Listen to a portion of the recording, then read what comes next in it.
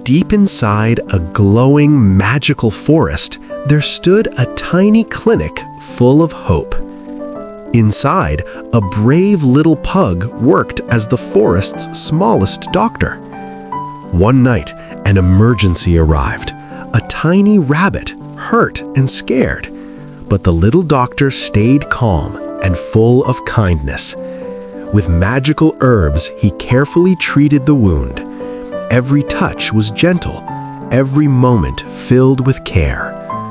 All night, he stayed by his side. By morning, the miracle happened, because sometimes the greatest magic is kindness. Please subscribe to the channel and like the video.